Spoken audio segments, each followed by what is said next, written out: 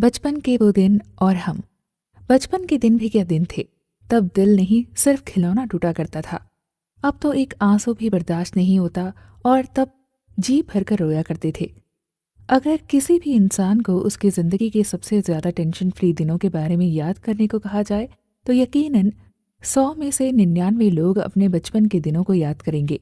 बचपन में हमने किसी को भी किसी बात की टेंशन नहीं थी। ना पैसा कमाने की, ना रिलेशन मेंटेन करने की और ना ही किसी को खुश रखने की परवाह थी। हम सभी का बचपन पूरी तरह से अपने पेरेंट्स के हाथों में सिक्योर होता था। लेकिन जैसे ही हम बड़े हुए और रिस्पॉन्सिबिलिटी उठाने लायक हुए कि ज़माने भर की टेंशन से भरी हुई बातें हमारी ज़िंदगी का हिस्सा बनती जाती हैं। बचपन में जहाँ हमें अपने आसपास की पूरी दुनिया बहुत ही सिंपल और इजी नज़र आती है, बड़े होने पर अचानक ही वो बड़ी कॉम्प्लेक्स और डिफ़िकल्ट दिखाई देने लगती है। क्यों होता है ऐसा? क्या वाकई हमारे आसपास की दुनिया और हमारे आसपास के लोग जैसे हमें नज़र आते हैं वैसे हकीकत में होते नहीं? इन सवालों का जवाब जानने से पहले मैं आपके सामने एक बहुत ही सामान्य सा अनुभव शेयर करना चाहूँगी। ये एक ऐसा अनुभव है जो हम में से ज़्यादातर लोगों को कभी न कभी हुआ ही होता है।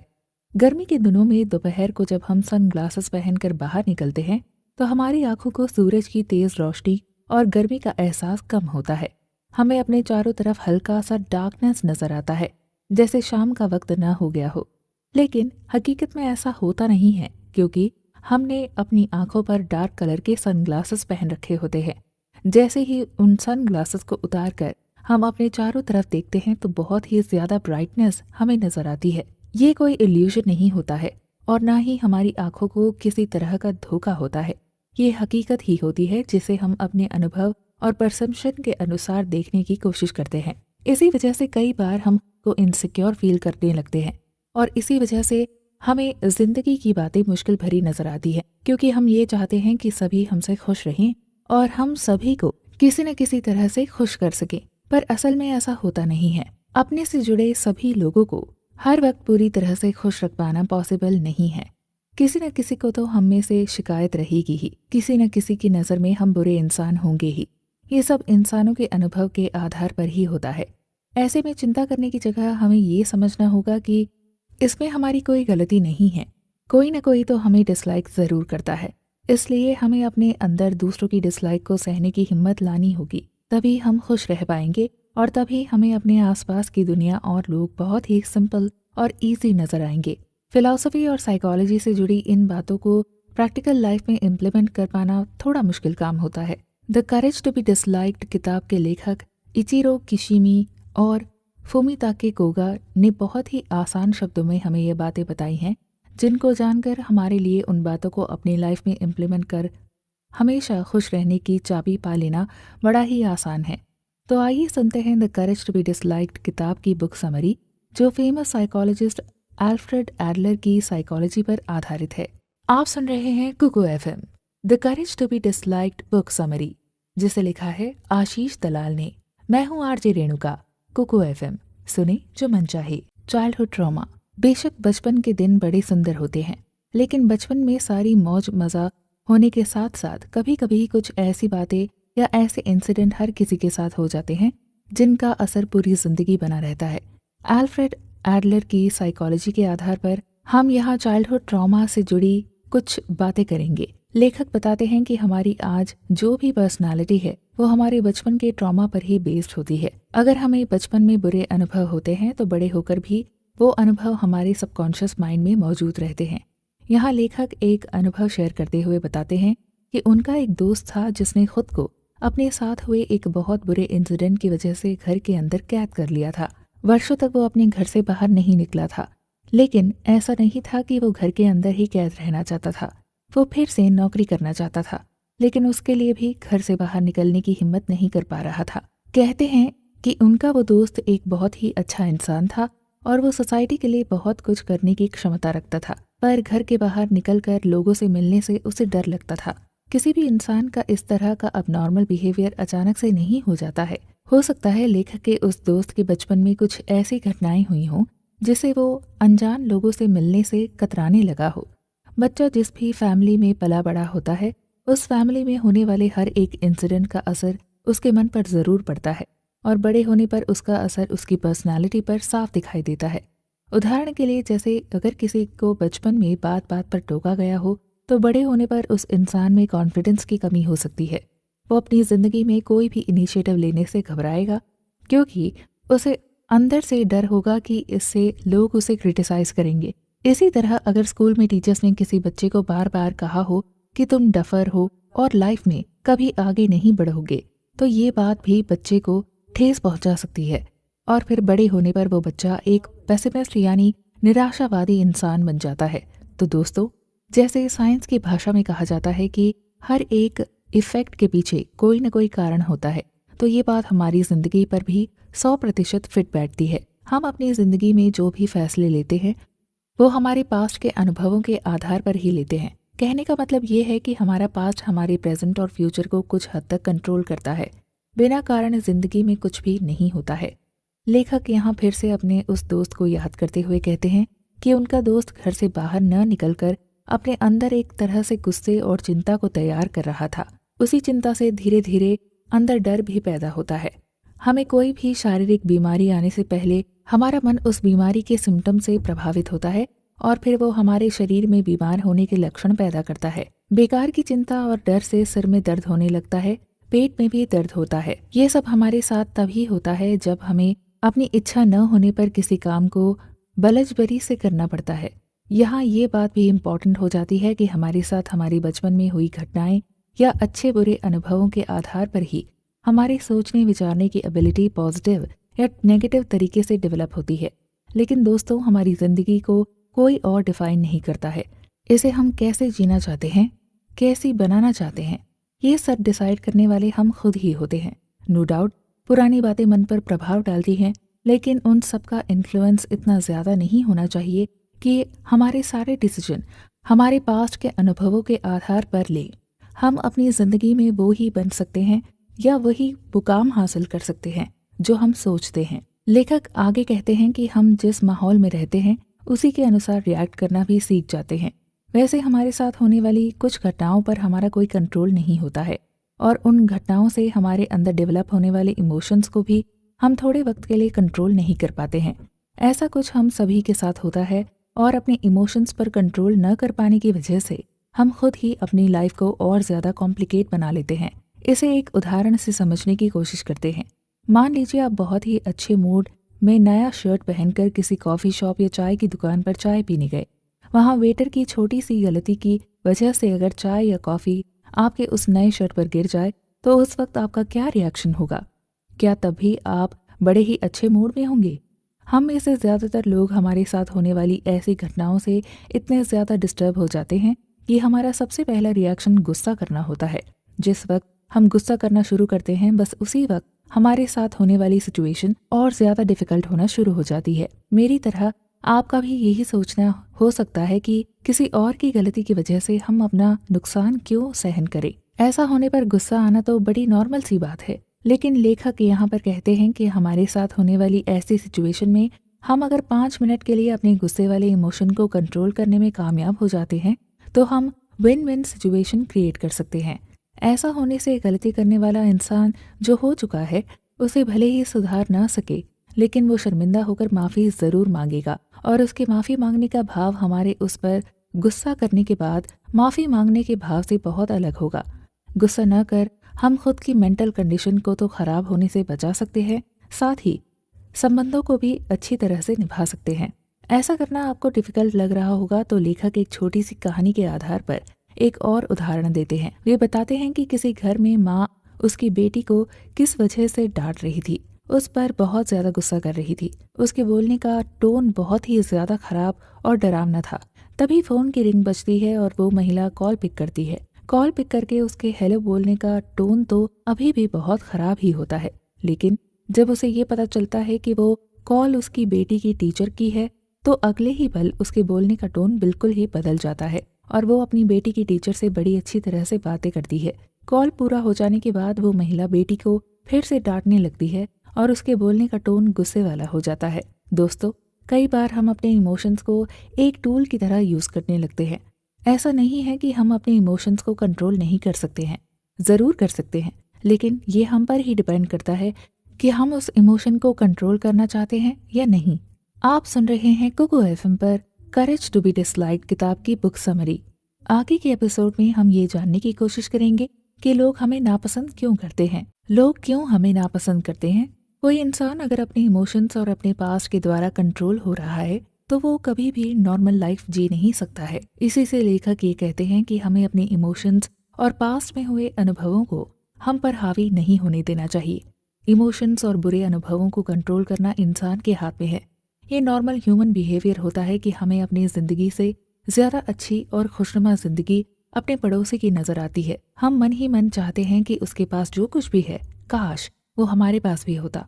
और ऐसा भी होता है कि कुछ लोगों को लोग बहुत ज्यादा पसंद करते हैं। हम कहीं न कहीं उस लेवल को जब अचीव नहीं कर पाते हैं तो हमें भी ये लगने लगता है कि हमें लोग उतना पसंद क्यों नहीं करते हैं। तब हमारे मन में ये थॉट आता है कि हमें उस इंसान जैसा बनना चाहिए ताकि लोग हमें भी उतना ज्यादा ही पसंद करने लगे। ऐसे विचार अक्सर इंसान के दिमाग में आते रहते हैं। आखिर कौन नहीं चाहेगा कि लोग उसे पसंद करें। यहाँ लेखक ये कहते हैं कि जिस पल हमारे मन में ऐसे ख्याल आते हैं तो हम खुद को दूसरों की तरह बनाने की कोशिश में लग जाते हैं। ये बहुत बड़ी गलती होती है जो हम अक्सर अपनी जिंदगी में करते हैं। खुद को बदलना अच्छी बात है, लेकिन किसी के मापदंड के आधार पर खुद को बदलना खुद को खो देने जैसी प्रोसेस है। ऐसा करने से हमारी जिंदगी से खुशियां दूर जाने लगती हैं। हम किस परिवार में जन्म लेते हैं ये हमारे हाथ में नहीं होता है और ना ही हमारे हाथ में अपने आसपास के सर्कमस्टांस को बदलने के लिए जादुई छड़ी होती है। खुश रहना या न रहना केवल ये ही हमारे अपने हाथ में होता है। अगर हम अपनी खुशियों के लिए दूसरों पर डिपेंड रहते हैं तो हम कभी भी खुश नहीं रह सकते हैं। इंसान अपने आसपास और अपने परिवार के माहौल से ही बहुत कुछ सीखता है। इसी से उसकी अपनी एक पर्सनालिटी डेवलप होती है और इसी पर किसी भी इंसान की लाइफस्टाइल डिपेंड करती है। लाइफस्टाइल का मतलब अक्सर इस तरह से ले लिया जाता है कि कमाना, खाना, सोना और मौज करना। सुनने में बहुत ही अच्छा लगता है, मगर इसके बारे में गहराई से सोचे तो ये जीवन का एक ऐसा तरीका है जैसे हम खुद अपनी लाइफ को भी देखते हैं और दूसरों की लाइफ को भी। हर किसी का जीने का अपना एक अलग तरीका और अलग गोल हो सकता है। किसी एक ही इंसिडेंट को लेकर दो इंसानों का नजरिया अलग अलग हो सकता है। कोई उसी इंसिडेंट को लेकर खुश हो सकता है तो कोई दुखी। हम कैसे बाहरी घटनाओं को देखते हैं और किस तरह से वे हमें इन्फ्लुएंस करती हैं, हमारे खुश रहने या दुखी होने का कारण उसी पर डिसाइड होता है। हमारा खुश रहना या दुखी होना हमारे आसपास के वातावरण या पास्ट पर बिल्कुल भी निर्भर नहीं होता है। हम अपने प्रेजेंट के साथ अगर खुश नहीं रह पाते हैं तो ये इस बात को इंडिकेट करता है कि हम में खुश रहने के लिए करेज फैक्टर कम है या नहीं है। खुश रहने के लिए करेज या हिम्मत का होना बहुत जरूरी है। इसके लिए हमें खुद को बदलने की तैयारी रखनी होती है। ऐसा हमेशा नहीं होता है कि हमें करेज की कमी होती है। एक्चुअली हम जिंदगी में जो कुछ करना चाहते हैं उसे हम किसी न किसी बहाने से कल पर टाल जाते हैं। कभी हमें वक्त न मिल पाने की शिकायत होती है तो कभी हम बीमार पड़ जाते हैं, कभी हमारा मूड नहीं होता। ऐसे बहुत से कारण होते हैं जो हमें बदलने से रोकते हैं। अगर हम कुछ नया नहीं कर रहे हैं तो हम कहीं नहीं जा रहे हैं। अपनी जिंदगी में हम वही होंगे जहां कल को थे। हम में से कई लोगों को रिजेक्शन का फेयर होता है। हम सोचते हैं कि हमने अगर ऐसा किया और किसी को बुरा लग गया तो क्या होगा, या फिर किसी काम में फेल हो गए तो लोग क्या कहेंगे। ऐसे विचार अक्सर उन लोगों के मन में आते हैं जिनमें आत्मविश्वास की कमी होती है। और जो लोग खुद को ही पसंद नहीं करते हैं, खुद को पसंद नहीं करने का मतलब ये है कि वो लोग खुद जैसे हैं वैसा ही खुद को एक्सेप्ट नहीं कर पाते हैं। हमारी जिंदगी की सारी प्रॉब्लम्स बस यहीं से शुरू होती है। लेखक कहते हैं कि दुनिया में कोई भी इंसान हमेशा सफल नहीं होता है। उसे किसी न किसी काम में फेलियर तो मिलता ही है और वो कोई ना कोई गलती तो करता ही है। इसीलिए रिजेक्शन का डर रखना बेवकूफ़ी के अलावा और कुछ भी नहीं है। लेकिन ये बात कहना जितना आसान है, जिंदगी में इम्प्लीमेंट करना उतना ही मुश्किल होता है। जिन लोगों में आत्मविश्वास की कमी होती है वे लोग अक्सर बहुत ही ज्यादा सेल्फ कॉन्शियस होते हैं। वे हमेशा यही सोच सोच कर परेशान रहते हैं कि लोग उनके बारे में क्या सोचेंगे। इसी कारण वे किसी के साथ भी नेचुरली व्यवहार नहीं कर पाते हैं। ऐसे लोग अपने आसपास एक शेल या कवच बना लेते हैं और उससे बाहर निकलने की कोशिश नहीं करते हैं। उन्हें ऐसा लगता है कि वे अगर लोगों से ज्यादा मिलेंगे तो हो सकता है उनको रिजेक्शन का सामना करना पड़े या लोग उनको डिसलाइक करें। लो एस्टीम पर्सन को इस तरह का डर हमेशा बना रहता है। दोस्तों, पूरी दुनिया की सच्चाई ये है कि दुनिया में हर किसी को हर कोई पसंद नहीं कर सकता है। किसी को एक इंसान अच्छा लगता है तो हो सकता है किसी और की नज़रों में वो इंसान अच्छा ना हो।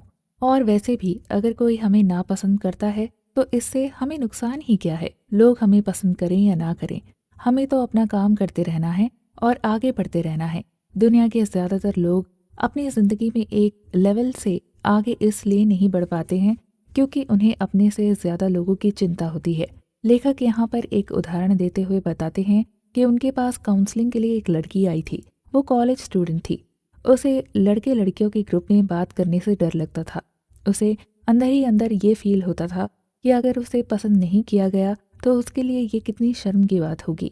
उस लड़की से बातचीत करने पर लेखक ने ये जाना कि वो लड़की मन ही मन एक लड़के को चाहती थी और उसकी तरफ अट्रैक्टेड थी। वो अपने मन की फीलिंग्स उस लड़के को बताना चाहती थी, लेकिन उसे ये भी डर था कि उस लड़के ने यदि सबके सामने उसका मजाक बना दिया तो वो ये इंसल्ट सहन नहीं कर पाएगी। लेखक उस लड़की के केस के बारे में और ज्यादा बताते हुए ये कहते हैं कि उस लड़की में आत्मविश्वास की कमी थी और वो बहुत ही ज्यादा सेल्फ कॉन्शियस थी। इसकी वजह से वो किसी के साथ भी नेचुरली व्यवहार नहीं कर पाती थी। लेखक ने उसे सलाह दी कि सबसे पहले उसे रिजेक्शन या किसी की नज़रों में नापसंद होने का फेयर छोड़ देना पड़ेगा। अगर वो ऐसा नहीं करती है तो वो अपने मन की बात कभी भी उस लड़के से नहीं कह पाएगी। किसी भी बात के दो पहलू होते हैं, एक हाँ और एक ना। हमें हाँ और ना दोनों ही जवाबों के लिए हमेशा तैयार रहना चाहिए। अगर कोई हमें नापसंद करता है तो इसमें हमारी कोई गलती नहीं है। हम जैसे हैं वैसे ही बहुत अच्छे हैं। इसलिए दोस्तों, अगर आप भी अपने से ज़्यादा दूसरों के बारे में सोचते हैं तो ऐसा करना अभी से बंद कर दीजिए। कोई किसी के बारे में नहीं सोचता और सोचता भी है तो अगले ही पल भूल भी जाता है। फिर भी अगर आपको ये रिजेक्ट होने की या डिसलाइक होने की चिंता बनी रहती है तो एक बात का ध्यान रखिए कि इस समस्या का केवल एक ही सल्यूशन है और वो है इस दुनिया में किसी से कोई रिश्ता न रखकर अकेले रहना। ये इस समस्या का कोई प्रैक्टिकल सल्यूशन नहीं है। वैसे दुनिया में बहुत से ऐसे लोग होते हैं जो अकेले रहना ज़्यादा पसंद करते हैं। ऐसा करना हर किसी के लिए पॉसिबल नहीं है क्योंकि अकेलापन इंसान को डिप्रेशन में डाल सकता है। पर यहाँ पर अकेलेपन को लेकर लेखक कहते हैं कि अकेले होने से अकेलेपन या इग्नोरेंस की फीलिंग नहीं आती है। ये फीलिंग तो हमारे सोशल कॉन्टेक्स्ट से जुड़ी हुई होती है और वहीं से आती है। मतलब हमें अकेलापन तभी महसूस होता है जब हम लोगों के बीच रहते हैं और उनसे रिजेक्शन या इग्नोरेंस फील करते हैं। इसलिए लेखक फिलोसोफर एडलर की थियरी को अपने जीवन में अपनाते हुए कहते हैं कि हमारी सारी प्रॉब्लम्स हमारे इंटरपर्सनल रिलेशनशिप से जुड़ी हुई होती हैं। बने रहें कुकू एफएम पर। अगले एपिसोड में हम जानेंगे कि क्यों आती है हमारी लाइफ में प्रॉब्लम्स, इन्फीरियॉरिटी फीलिंग और इन्फीरियॉरिटी कॉम्प्लेक्स। तो आप यकीनन पिछले एपिसोड में लेखक की कही बात को सुनकर ये ज़रूर कहेंगे कि इंसान किसी से रिलेशन रखे बिना अकेले जी नहीं सकता है। भले ही उस रिलेशन में कितनी ही मुश्किलें क्यों ना हों, हर कोई किसी का साथ चाहता है। ये बात तो बिल्कुल सही है। हम अपनी ज़िंदगी में एक दूसरे की हेल्प के बिना आगे बढ़ ही नहीं सकते हैं। दोस्तों, हम जिस भी परेशानी में होते हैं या जिस बात की भी चिंता करते हैं उसका हिस्सा केवल हम अकेले नहीं होते हैं। हमारे से जुड़े दूसरे लोग भी कहीं ना कहीं उन बातों से जुड़े होते हैं। हमारी बहुत सी समस्याएं लोगों से जुड़ी हुई हमारी फीलिंग की वजह से ही पैदा होती हैं। अगर इस बात पर ध्यान दें तो हम पाएंगे कि अपनी लाइफ में हम कभी कभी इन्फीरियर होने की फीलिंग करते हैं। जानते हैं ऐसा क्यों होता है? लेखक बताते हैं कि हर इंसान में थोड़ी बहुत जेलसी की भावना ज़रूर होती है। ये किसी में कम होती है तो किसी में ज़्यादा। इसी के चलते जब हम अपने किसी परिचित को अपने से बहुत ज़्यादा तरक्की करते हुए पाते हैं तो कभी कभी हमें उसके भाग्य पर ईर्ष्या होने लगती है। लेकिन यही बात अगर किसी अनजान इंसान से जुड़ी हो तो हमें उतना फ़र्क नहीं पड़ता है। इसलिए लेखक कहते हैं कि इन्फीरियॉरिटी फीलिंग का होना और कुछ नहीं बल्कि ये जजमेंट करना है कि हमारे पास जो कुछ भी है वो दूसरों की तुलना में कुछ कम है। इसी जजमेंटल वैल्यू की वजह से हमारे अंदर नेगेटिव फीलिंग पैदा होती है। ये इन्फीरियॉरिटी फीलिंग किसी भी तरह से हो सकती है। अगर किसी की हाइट कम है या कोई बहुत ज़्यादा मोटा है तो कोई काला है। इन सब बातों की तुलना किसी और से करने पर हम धीरे धीरे ये महसूस करने लगे हैं कि हम दूसरों की तुलना में बेटर नहीं हैं, बल्कि हकीकत में ऐसा तो नहीं है। हम में वो सब क्वालिटी होती है जो दूसरों में होती है और कई बार दूसरे से कई ज़्यादा होती है। लेखक आगे कहते हैं कि हमें रिजेक्शन या इग्नोरेंस के डर को दूर भगाना है तो हमें दूसरों से खुद की तुलना करना छोड़ना होगा। ऐसा करना तो पॉसिबल नहीं है ना, तो जस्ट चिल और लोगों से बात करते रहिए, खुद को एक्सेप्ट करना सीख जाइए। इसी बात को आगे बढ़ाते हुए लेखक कहते हैं कि कोई भी इंसान चाहे कितना भी बड़ा क्यों ना हो, भले ही वो बहुत बड़ा बिजनेसमैन हो या अपनी फील्ड में गोल्ड मेडलिस्ट, दुनिया के कमज़ोर से कमज़ोर और सबसे ज़्यादा पावरफुल इंसान में भी इन्फीरियोरिटी फीलिंग होती है। किसी में ये ज़्यादा होती है तो किसी में कम। कोई भी इंसान जब पैदा होता है तो वो हेल्पलेस सिचुएशन में होता है। अपनी हर ज़रूरतों के लिए वो दूसरों पर डिपेंड होता है और जल्द से जल्द वो इस हेल्पलेस सिचुएशन से बाहर निकलना चाहता है। लेखक हेल्पलेस सिचुएशन से किसी के भी बाहर निकलने की हैबिट को सुपीरियॉरिटी की तरफ 2 कदम बढ़ाना कहते हैं। इसे सरल शब्दों में खुद इम्प्रूव करने की उम्मीद भी कह सकते हैं। उदाहरण के लिए बच्चा जब छोटा होता है तो वो अपने पैरों पर चलने की कोशिश करता है, बोलना सीखने की कोशिश करता है और एक के बाद एक बातें सीखते हुए वो खुद को इम्प्रूव करता रहता है। यहाँ लेखक बड़े ही साफ शब्दों में कहते हैं कि अगर हम इन्फीरियॉरिटी फील कर रहे हैं तो ये हमारे लिए एक वार्निंग है खुद को इम्प्रूव करने की। इसीलिए हमारे अंदर इन्फीरियॉरिटी फीलिंग का होना कोई बुरी बात नहीं है। हर कोई अपने आज की तुलना में कल अच्छी लाइफ जीना चाहता है। हर कोई कल और ज़्यादा खुश रहना चाहता है। हर कोई तरक्की करना चाहता है। तो अगर हमारी इन्फीरियॉरिटी फीलिंग हमें आगे बढ़ने और कुछ सीखने के लिए फोर्स कर रही है तो ये अच्छी बात है। लेकिन अगर कोई इन्फीरियॉरिटी फीलिंग को जानने के बाद भी आगे बढ़ने के लिए कोई स्टेप नहीं लेता है तो ये उसके लिए आगे चलकर सही में बहुत बड़ी परेशानी का कारण हो सकता है। दोस्तों, यहाँ पर यह जानना ज़रूरी है कि इन्फीरियॉरिटी फीलिंग इन्फीरियॉरिटी कॉम्प्लेक्स से अलग है। ज़्यादातर इंसान दोनों के बीच रहे अंतर को समझ नहीं पाते हैं। किसी भी चीज़ का कॉम्प्लेक्स होना एक एबनॉर्मल मेंटल स्टेट है जो इमोशंस और आइडियाज़ के साथ डील करती है। इसका इन्फीरियॉरिटी फीलिंग के साथ कोई लेना देना नहीं है। इन्फीरियॉरिटी फीलिंग किसी भी इंसान की ग्रोथ फैक्टर से जुड़ी हुई होती है। जैसे अगर हम ज़्यादा पढ़े लिखे नहीं हैं तो उस बात को एक्सेप्ट कर ये मान लेते हैं कि हमें ज़्यादा पढ़े लिखे लोगों की तरह अगर अपनी लाइफ में सुख सुविधाएं जुटानी हैं तो हमें उसके लिए उनसे ज़्यादा मेहनत करनी पड़ेगी। इसे फीलिंग ऑफ इन्फीरियॉरिटी कहते हैं। लेकिन अगर हम ज़्यादा पढ़े लिखे नहीं हैं और उसके लिए ये एक्सक्यूज़ देते हैं कि हम दूसरों से कम पढ़े लिखे हैं तो हम अपनी ज़िंदगी में दूसरों की तरह सफल नहीं हो सकते हैं। इसे इन्फीरियॉरिटी कॉम्प्लेक्स कहा जाता है।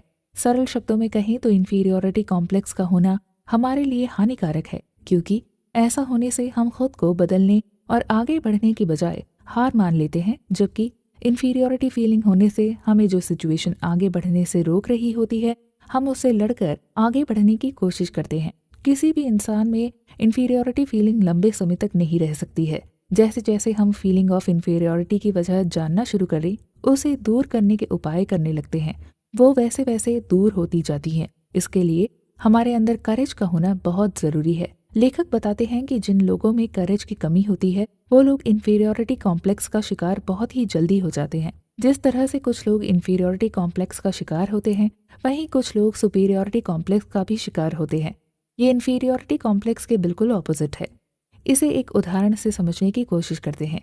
यदि कोई इंसान ने अपने पास्ट में बहुत ज़्यादा सफलता हासिल की है और अब अपने प्रेजेंट में वो उतना ज़्यादा सफल न हो तो अक्सर ऐसे लोग अपने पास्ट को याद कर जीने लगते हैं।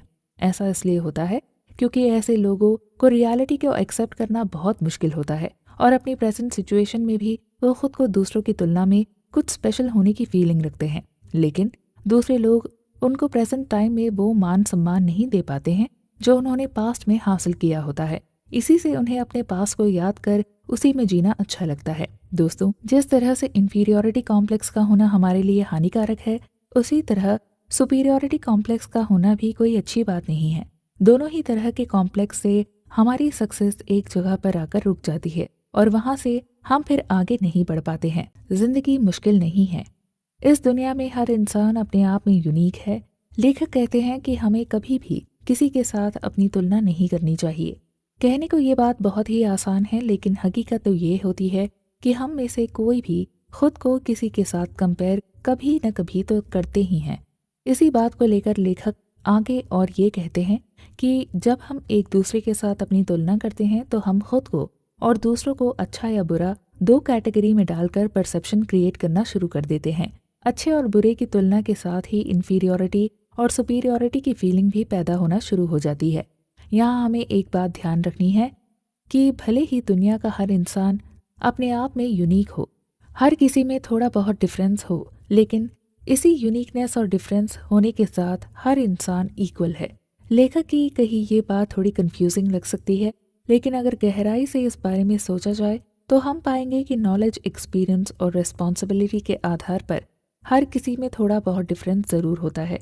लेकिन हर इंसान में इस डिफरेंस को उसकी ह्यूमन वैल्यूज़ के साथ नहीं जोड़ा जा सकता। हर इंसान एक बराबर ही है, लेकिन एक जैसा कभी नहीं हो सकता है। उदाहरण के लिए किसी बच्चे को अपने जूते की लेस बांधने में दिक्कत हो सकती है, या किसी एडल्ट को मुश्किल सिचुएशन में सही डिसीजन लेने में परेशानी हो सकती है। पर इसका मतलब ये नहीं होता है कि वे किसी से इन्फीरियर हैं या कोई उनसे सुपीरियर है। इसी वजह से लेखक इस बात पर जोर देकर बार बार कहते हैं कि हर इंसान एक बराबर ही है, लेकिन एक जैसा कभी नहीं। अगर कोई इंसान लगातार किसी फील्ड में आगे बढ़ता रहता है और कोई इंसान उसी आगे बढ़ने वाले इंसान की तरह एबिलिटी और कैपेबिलिटी होने के बावजूद उस फील्ड में अपना एक्सेलेंस नहीं दे पाता है, तो इसका मतलब ये नहीं होना चाहिए कि पीछे रहने वाला इंसान इन्फीरियर है। हर किसी की लाइफ का उद्देश्य अलग अलग होता है, सबके सपने और वैल्यूज़ अलग अलग होते हैं, और उसी के अनुसार इंसान अपने जीवन की प्रायोरिटीज़ डिसाइड करता है। अक्सर हम इस बात को लेकर परेशान होते रहते हैं कि लोग हमारे बारे में क्या सोचते हैं। किसी खास फंक्शन में जाने से पहले हम कई बार खुद को मिरर में देखकर ये कंफर्म करते हैं कि हम ठीक तो लग रहे हैं। हकीकत तो ये है कि हम खुद को लेकर जितना कॉन्शियस रहते हैं, उतना कोई भी हमारे पर ध्यान नहीं देता है। लेकिन फिर भी हर इंसान लोगों के बारे में सोचकर थोड़ा बहुत परेशान तो होता ही है। लेखक इसके पीछे का कारण बताते हुए कहते हैं कि ऐसा इसलिए होता है क्योंकि कहीं न कहीं हम अपने इंटरपर्सनल रिलेशंस में कंपटीशन करते हैं। यही कारण होता है कि कई बार इंसान अपने पास सब कुछ होने के बावजूद भी खुशी को सेलिब्रेट नहीं कर पाता है। अपने इंटरपर्सनल रिलेशन में कंपटीशन की बात सुनकर आपको थोड़ा अजीब लग सकता है, लेकिन ये कंपटीशन सभी की जिंदगी में होता है। ज्यादा दूर नहीं जाते हैं और इसे एक बहुत ही साधारण उदाहरण से समझने की कोशिश करते हैं। किसी भी परिवार में जब एक ज्यादा बच्चे होते हैं तो अक्सर जाने अनजाने में खुद पेरेंट्स ही उन सिबलिंग के बीच कंपैरिजन करना शुरू कर देते हैं। अगर दो बच्चों में से एक बच्चा ज्यादा होशियार होता है तो परिवार में उसे ज्यादा इम्पोर्टेंस दी जाती है। ऐसा नहीं है कि ऐसा करते हुए दूसरे बच्चे को इग्नोर किया जाता है, लेकिन कहीं ना कहीं ये डिफरेंस जरूर होता है। तो किसी भी इंसान में इन्फीरियोरिटी की फीलिंग और कॉम्प्लेक्स के बीज उसके बचपन में ही डालना शुरू हो जाते हैं। यहाँ लेखक हमें ये बताते हैं कि इसी वजह से हमें इन्फीरियोरिटी फीलिंग और इन्फीरियोरिटी कॉम्प्लेक्स के बीच रहे डिफरेंस को समझना और समझाना बहुत ज़रूरी है। एक पॉजिटिव फीलिंग है तो एक नेगेटिव, एक ज़िंदगी बना सकती है तो एक ज़िंदगी को तबाह कर सकती है। तो दोस्तों, अगर आप अपने आसपास, अपने परिवार या अपने किसी रिलेशन में किसी को इन्फीरियोरिटी कॉम्प्लेक्स में जीते हुए देख रहे हैं, तो उसके इस कॉम्प्लेक्स को फीलिंग में बदलने की एक कोशिश ज़रूर कीजिए। क्या पता हमारा एक छोटा सा प्रयास ही किसी की ज़िंदगी पूरी तरह से बदल दे। इस बात पर आप सोचिए। हम मिलते हैं अगले एपिसोड में नई और इंटरेस्टिंग बात पावर स्ट्रगल और लाइफ टास्क्स के साथ। क्या है पावर स्ट्रगल और लाइफ टास्क्स? कई बार हमारे किसी के साथ आपसी रिश्तों में तनाव पैदा होने लगते हैं। रिश्तों में ये जो तनाव होता है वो पावर स्ट्रगल की वजह से होता है। पावर स्ट्रगल और कुछ नहीं बल्कि खुद को दूसरों की नज़र में सही साबित करने या अपने इक्का जमाने की जिद होती है। ये पावर स्ट्रगल अक्सर हस्बैंड और वाइफ के रिलेशन में देखने को मिलता है। ऐसा नहीं है कि ये पावर स्ट्रगल केवल अडल्ट्स में ही होता है। कई बार बच्चे भी जाने अनजाने में रिश्तों को लेकर पावर स्ट्रगल करते हैं। बच्चों की बात करें तो आपने भी ये हर बच्चे के केस में महसूस किया ही होगा कि जब बच्चों पर हम अटेंशन नहीं देते हैं तो वो हमारा ध्यान अपनी तरफ अट्रैक्ट करने के लिए कुछ ऐसी हरकतें करने लगते हैं जिसे देखकर हमें कभी इरिटेशन होने लगती है। बच्चा जब हमारे न कहने पर भी अपनी वो हरकतें बंद नहीं करता है तो हमारा गुस्सा बढ़ता है और हम उस बच्चे को डांट देते हैं या मार देते हैं। ये हमारा पावर स्ट्रगल होता है। वहीं बच्चा हमारे इस पावर स्ट्रगल पर कुछ इस तरह से रिएक्शन देता है या कोई ऐसी जिद कर बैठता है जो हमें पूरी करनी ही पड़ती है। ये बच्चे का पावर स्ट्रगल कहलाता है। कहने का मतलब ये है कि जाने अनजाने में हर कोई एक दूसरे पर जीत हासिल करना चाहता है। हमारे आपसी रिश्तों के बीच जो तनाव या मनमुटाव पैदा होता है वो इसी पावर स्ट्रगल की वजह से होता है। इससे बचने के लिए लेखक सुझाव देते हैं कि जब भी हमें ये महसूस होने लगे कि किसी के साथ किसी बात या एक्शन को लेकर हमारे अंदर पावर स्ट्रगल पैदा हो रहा है, तो हमें उस वक्त चुप हो जाना चाहिए और कोई रिएक्शन नहीं देना चाहिए। ऐसा करने से सामने वाले के गुस्से को आग नहीं मिलेगी और हम आपसी रिश्तों की उलझन को बड़ी आसानी से सुलझा सकेंगे। दोस्तों, जिंदगी में हम दुखी उसी वक्त होते हैं जब हमें खुश रहने की हिम्मत की कमी हो जाती है। हर किसी की ज़िंदगी के अपने अपने गोल होने के बावजूद सबका जीने का गोल तो एक ही होता है, और वो गोल होता है कि मैं अपने खुद के पैरों पर खड़ा होकर सोसाइटी में शांति से जी सकूं, मैं लोगों को सपोर्ट कर सकूं ताकि वक्त पड़ने पर मुझे उनका सपोर्ट मिल सके। ये हर किसी की ज़िंदगी का प्राइमरी और बहुत ही बेसिक गोल होता है। इस गोल को हर कोई अपनी ज़िंदगी में अचीव करता ही है, जैसे लेखक लाइफ टास्क का नाम देते हैं। सुनने में ये थोड़ा अजीब सा लगता है, लेकिन लाइफ टास्क का बहुत बड़ी और गहरी साइकोलॉजी थियरी नहीं है। लेखक इसे आगे task of work, task of friendship और टास्क ऑफ लव में डिवाइड करते हुए डिस्क्राइब कर बताते हैं कि बचपन में हर बच्चा अपने पेरेंट्स पर डिपेंडेंट होता है, लेकिन उनकी ये डिपेंडेंसी फॉरएवर नहीं होती है। बड़ा होने पर हर कोई सेल्फ डिपेंड होना चाहता है और होता ही है। ये ही लाइफ का नियम होता है। सेल्फ डिपेंड होने का मतलब यहाँ केवल पैसा कमाने के लिए केवल काम करने को लेकर ही नहीं है। सेल्फ डिपेंड होना मतलब अपनी और अपने से जुड़े सभी लोगों की जिम्मेदारी को उठाने की एबिलिटी और कैपेबिलिटी डेवलप करना है। लेखक लाइफ के इस फेज को टास्क ऑफ वर्क कहते हैं। जैसे जैसे हम अपनी ज़िंदगी में आगे बढ़ते जाते हैं, लोगों से हमारे रिलेशन का दायरा भी वैसे ही बढ़ता जाता है। हम अपनी ज़िंदगी में खुद ऐसे दोस्त बनाते हैं जो ज़रूरत पड़ने पर हमारे काम आते हैं और ज़रूरत पड़ने पर हम उनके काम आते हैं। लेखक लाइफ के इस फेज को टास्क ऑफ फ्रेंडशिप कहते हैं। लेकिन यहाँ एक बात जानना बहुत ज़रूरी है कि हमारी लाइफ के इस फेज की सक्सेस इस बात पर बिल्कुल भी डिपेंड नहीं करती कि हमारे पास कितने दोस्त हैं। अगर हमारे पास 20 दोस्त हैं लेकिन उनके साथ हमारी कोई गहरी बॉन्डिंग नहीं है, तो ऐसी दोस्ती किसी काम की नहीं होती है। यहाँ ये बात भी उतनी ही सही है, और ये ज़रूरी नहीं है कि हर किसी की ज़िंदगी में कोई क्लोज फ्रेंड हो ही। कई लोग दुनिया में ऐसे होते हैं उन्हें किसी दोस्त की ज़रूरत नहीं पड़ती है। ऐसे लोग अक्सर सेल्फ सेंट्रिक होते हैं, लेकिन इसका मतलब ये नहीं होता है कि उनको किसी से कोई मतलब नहीं होता है। ये उनके स्वभाव की कमज़ोरी होती है कि वे दोस्त नहीं बन पाते हैं। इसी तरह और आगे बढ़ने पर हम किसी के प्यार में पड़ते हैं या किसी को अपने लाइफ पार्टनर के रूप में चुनते हैं और अपनी लव लाइफ की शुरुआत करते हैं। लेखक यहाँ बताते हैं कि हम जिस इंसान के साथ खुलकर बातें कर पाते हैं, कुछ को एक्सप्रेस कर पाते हैं और उससे बिना किसी डर के अपनी हर चीज़ शेयर कर पाते हैं, तो वहाँ सच्चा प्यार पनपता है। तब जाकर हम अपनी फैमिली बनाते हैं। लेखक लाइफ के इस फेज को टास्क ऑफ लव कहते हैं। जो इंसान अपनी ज़िंदगी के इन टास्क्स को अच्छी तरह से निभाता चला जाता है, वो वक्त के साथ अपने दूसरे गोल्स और इंटरपर्सनल रिलेशंस को भी बड़ी अच्छी तरह से निभा लेता है।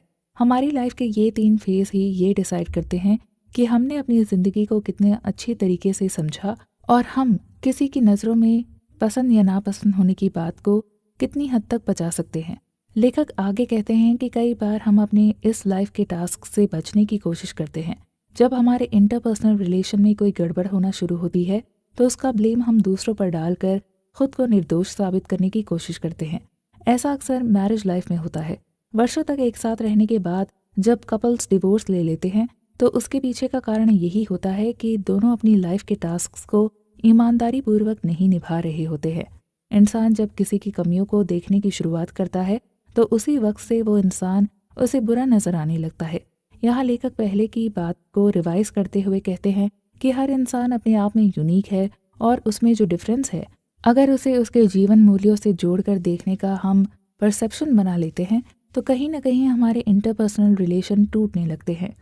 ज़िंदगी अगर हमारी है तो उसे अपनी तरह से जीने की आज़ादी और रिस्पॉन्सिबिलिटी भी हमारी ही है। इसीलिए लेखक फिर से करेज शब्द का इस्तेमाल करते हुए कहते हैं कि अगर हम अपने लाइफ टास्क को सही तरीके से नहीं पूरा कर रहे हैं, तो कहीं ना कहीं हम खुद अपनी ज़िंदगी को धोखा दे रहे हैं। हम कुछ बातों के लिए दूसरों को ब्लेम इसलिए करते हैं क्योंकि हमें एक्सेप्ट करने की हिम्मत नहीं होती है। हम अपने इंटरपर्सनल रिलेशन को बिगाड़ना नहीं चाहते हैं, इसलिए कई बार हम जो नहीं होते हैं वो होने का ढोंग करते हैं। लेखक इसे लाइफ टास्क से दूर भागने के लिए एक स्ट्रॉन्ग एक्सक्यूज कहते हैं।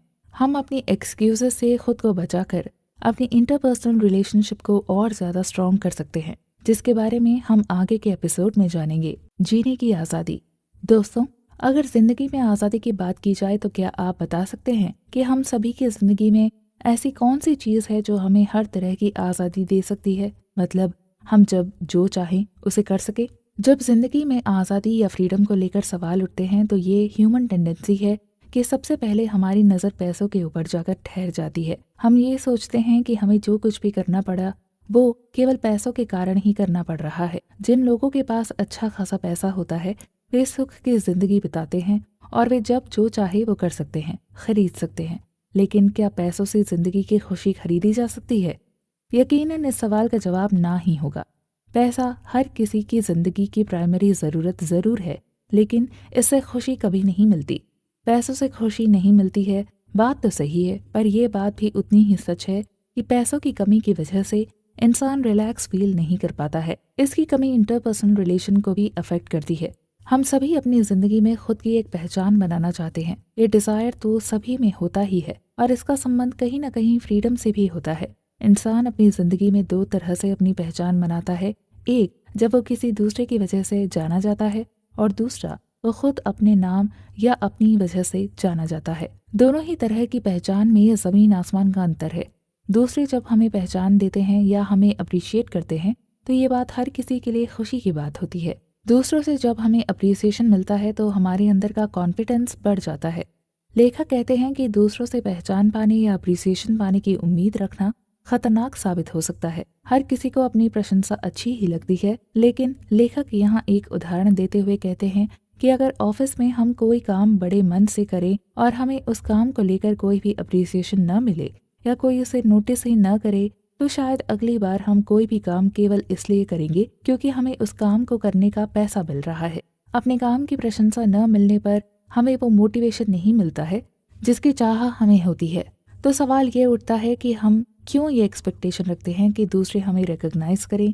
क्या हमारी दूसरों से ये उम्मीद होती है कि वे हमारे लिए दो ऐसे शब्द बोलें जिसे सुनकर हमें अच्छा लगे? इन सवालों का जवाब देते हुए लेखक बताते हैं कि ऐसा रिवॉर्ड पाने का इन्फ्लुएंस और पनिशमेंट एजुकेशन की वजह से होता है। यदि कोई अच्छा काम करता है तो उसे अप्रिसिएशन की उम्मीद होती है और गलत काम करने पर उसी अनुसार सजा या पनिशमेंट मिलती है। नॉर्मली हर इंसान की ये सोच होती है कि यदि कोई उसे अप्रिशिएट नहीं करेगा तो वो अप्रोप्रिएट एक्शन नहीं लेगा, और यदि कोई किसी गलत काम के लिए उसे पनिश नहीं करेगा तो वो उसे कभी कभी करता ही रहेगा। किसी इंसान की अगर ऐसी सोच होती है तो ये बिल्कुल गलत होती है। अपने किसी नज़दीकी इंसान से अपनी तारीफ के दो बोल सुनने की इच्छा का होना एक बहुत ही नॉर्मल एक्सपेक्टेशन है, पर लेखक यहाँ कहते हैं कि ऐसा कर हम अपनी ज़िंदगी दूसरों के एक्सपेक्टेशन को पूरा करने के लिए जी रहे होते हैं। अगर हम अपनी ज़िंदगी अपने लिए नहीं जीते हैं तो हमारी खुशी और दुखी होने की वजह दूसरों के हाथों में चली जाती है। अगर हम दूसरों के एक्सपेक्टेशन को पूरा नहीं करते हैं तो बदले में उसका गुस्सा होना नेचुरल बात है। जॉब में अक्सर ऐसा होता है, हम जॉब में जो भी काम करते हैं वो दूसरों की डिज़ायर को सेटिस्फाई करने के लिए ही करते हैं। इसी वजह से कई बार हम अपनी जॉब में टेंशन में होते हैं क्योंकि हमें सेल्फ रिकग्निशन का डर बना रहता है। लेखक इसलिए कहते हैं कि हमें दूसरों की एक्सपेक्टेशन की परवाह बहुत ज़्यादा न कर अपने लिए भी सोचना चाहिए। लेखक की ये सलाह थोड़ी सेल्फ सेंट्रिक सी जान पड़ती है, लेकिन इससे होने वाले फ़ायदे के बारे में लेखक और भी बहुत कुछ कहते हैं। इंटरपर्सनल रिलेशन प्रॉब्लम ज़्यादातर इंसान के बचपन से ही होना शुरू हो जाती है। बचपन में बच्चे की लाइफ के सारे डिसीजन पेरेंट्स लेते हैं। ऐसा होना बिल्कुल नॉर्मल है क्योंकि ये तो हम सभी जानते ही हैं कि किसी भी इंसान में डिसीजन लेने की एबिलिटी एक उम्र के बाद ही आती है। लेकिन यहाँ चाइल्ड और पेरेंट के रिलेशन में होता ऐसा है कि पेरेंट्स अपने बच्चों को लेकर कई बार बहुत ही ज़्यादा हाइपर हो जाते हैं। बच्चों की लाइफ में भी कुछ लाइफ टास्क ऐसे होते हैं जो केवल उनको ही पूरा करना चाहिए, लेकिन वो टास्क करने में उनके पेरेंट्स उनकी मदद ज़रूरत से ज़्यादा कर देते हैं। उदाहरण के लिए अगर बच्चा ठीक से पढ़ नहीं रहा है, स्कूल जाने में आनाकानी कर रहा है, होमवर्क पूरा नहीं कर रहा है, तो ऐसे में किसी भी पेरेंट्स का अपने बच्चे के इस बिहेवियर को लेकर परेशान होना नॉर्मल बात है। पढ़ाई करना, स्कूल जाना और होमवर्क करने या बच्चे का टास्क होता है। पेरेंट्स उसे ये सब करने के लिए फोर्स कर सकते हैं, लेकिन ये करना तो बच्चे को ही होता है। ये ठीक बिल्कुल उस घोड़े वाली उस कहावत जैसी है कि आप घोड़े को नदी तक तो फोर्सफुली ले जा सकते हैं, लेकिन पानी पीना या ना पीना घोड़े की अपनी मर्जी होती है। इस बात के लिए उसे फोर्स नहीं किया जा सकता है। बच्चों के मामले में ज़्यादातर होता ये है कि बच्चे के होमवर्क न करने पर खुद पेरेंट्स उसका होमवर्क कर देते हैं, जो कि एक गलत बात होती है। हमारे इंटरपर्सनल रिलेशन में हमें इन्हीं छोटी छोटी बातों का ध्यान रखना बहुत ज़रूरी हो जाता है, क्योंकि परिवार में हर किसी के टास्क्स के बीच बाउंड्री लाइन नहीं खिंची। तो वो आगे जाकर परेशानी का कारण बन सकती है। परिवार में एक दूसरे की मदद करना अच्छी बात होती है, लेकिन किसी भी इंसान की इंटरपर्सनल ग्रोथ के लिए उसकी मदद तभी करनी चाहिए जब सही में उसे मदद की ज़रूरत हो, वरना एक दूसरे से एक्सपेक्टेशन गलत सेट होते रहेंगे और हमारी लाइफ उतनी ही ज़्यादा कॉम्प्लिकेटेड होती जाएगी। इंटरपर्सनल रिलेशनशिप और होलिज्म। हमारी ज़िंदगी में अक्सर हमारे साथ ऐसा होता है कि हम दूसरों के इमोशंस को बहुत ज़्यादा इम्पोर्टेंस देकर उसके एक्सपेक्टेशन को फुलफिल करने का ट्राई करते हैं। ऐसा ज़्यादातर हमारे पेरेंट्स और लाइफ पार्टनर के रिलेशन में होता है। हमारे किसी डिसीजन पर किसी का खुश होना या नाराज़ होना उनका अपना टास्क है। यदि हम उसकी परवाह करते हैं तो हम अपना खुद का टास्क, जो कि हमें हमारी लाइफ के लिए सही डिसीजन लेने के बारे में होता है, उसे अच्छी तरह से पूरा नहीं कर पाते हैं। ऑफिस में अगर बॉस का मूड ठीक नहीं होता है तो ये उसकी प्रॉब्लम है, ये उसका अपना टास्क है, और उसकी वजह से हमें दो बातें सुननी भी पड़ जाएं तो इसकी परवाह नहीं होनी चाहिए। हमें केवल उसी बात पर फोकस करना चाहिए जो हमारे अपने टास्क से जुड़ी हुई होती है। इसी तरह अगर किसी का हमें पसंद करना या नापसंद करना या फिर हमारे बारे में कोई बुरी या अच्छी प्रतिक्रिया देना, ये सब दूसरों का टास्क है। अगर हम उनके लिए इस टास्क पर फोकस करने लगते हैं तो हमारी प्रोग्रेस वहीं रुक जाती है। ऐसा करना कुछ हद तक हमें सेल्फ सेंट्रिक पर्सन बना सकता है, लेकिन लेखक का खुद को सेल्फ सेंट्रिक होने वाली बात का मतलब यहाँ पर ये नहीं है कि हमें अपने और दूसरों के टास्क के बीच एक क्लियर बाउंड्री लाइन बना लेनी चाहिए। ऐसा करने से लाइफ के बहुत सारे काम बहुत आसान हो जाते हैं। जैसे किसी किताब को पढ़ने के लिए हमें किताब और आंखों के बीच एक दूरी बनानी पड़ती है, तभी हम उस किताब को पढ़ पाते हैं। यदि किताब और आंखों के बीच ये दूरी न रखी जाए तो हमारे लिए किताब पढ़ना मुश्किल काम हो जाएगा। ठीक यही बात हमारे इंटरपर्सनल रिलेशन पर भी लागू होती है।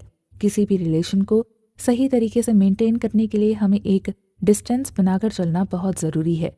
ये ठीक वैसा ही है जैसे अगर हमें किसी इंसान से बात करनी है और हम उसके बिल्कुल करीब आकर बात करें तो ये हम दोनों के लिए परेशानी खड़ी कर सकती है। जो पेरेंट्स बच्चों को बहुत ज़्यादा कंट्रोल करते हैं या उन्हें बहुत ज़्यादा डांटते हैं, वो बच्चों को और पेरेंट्स के बीच एक तरह का मेंटल डिस्टेंस पैदा हो जाता है। जब ऐसा होता है तो वो बच्चा अपने पेरेंट्स से किसी भी बात के बारे में उनका ओपिनियन लेना ठीक नहीं समझता है और पेरेंट्स भी उस बच्चे की ठीक तरह से हेल्प नहीं कर पाते हैं।